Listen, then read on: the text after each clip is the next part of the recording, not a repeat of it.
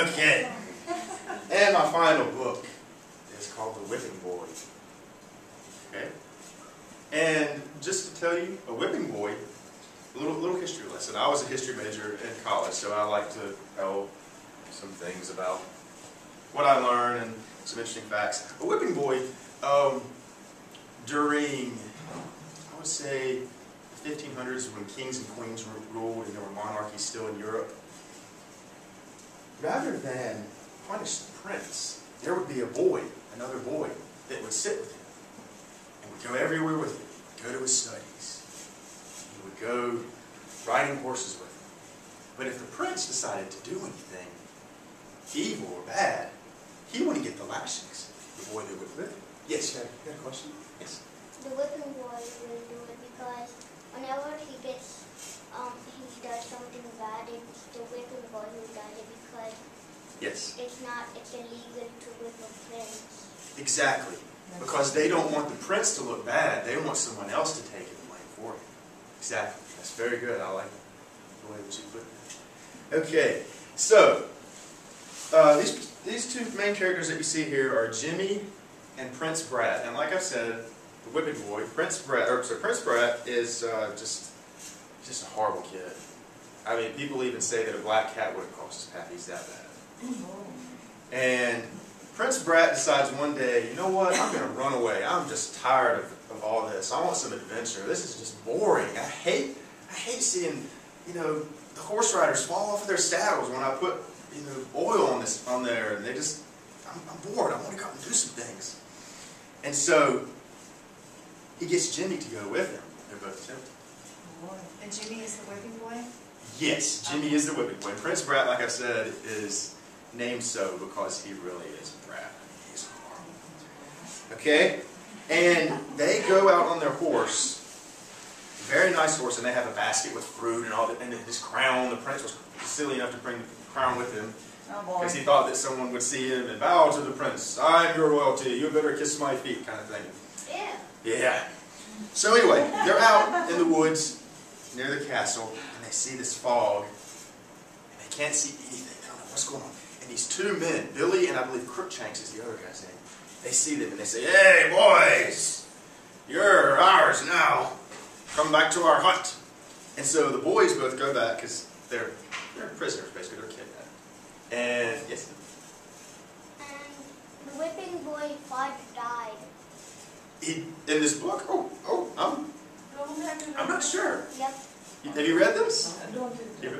It's okay. It's okay. I like getting feedback and questions. Anyway, so the two boys go with these men. They're their prisoners. And basically, two men want a letter written saying, your son will be returned if you give us 10,000 pounds of gold or whatever. Something of that sort. Anyway, and they think that the two boys are clever, and they think that Jimmy is Prince Brat is Jimmy, because Jimmy has been educated to write and read in Prince Brat, where he's just kind of been there, oh, what do I need to know my name for? What do I need to write? What do I need to read? I'm royalty, I can do whatever I want. And so these two men think they're pulling a trick on us. The real mystery is who writes the letter and what has happened with Prince Brat and Jimmy. Not only that, but how do these two men? Now, I will say there are some copies here at the library that you can check out. And after this, if y'all want to check them out, you're welcome to. Oh, this is certainly a great Christmas present to ask for Santa Claus. Definitely. A good lesson learned, probably. Yes, exactly. And I also, a lot of you that are maybe 3rd, 4th grade, somewhere in there, I'm not sure exactly what all grade levels are, but your teacher would definitely, these are classics. They're ones that your teacher would love to see you read, and your parents, and you will benefit greatly from reading them and experiencing the adventure. So they're well-read and well-developed stories, in your opinion?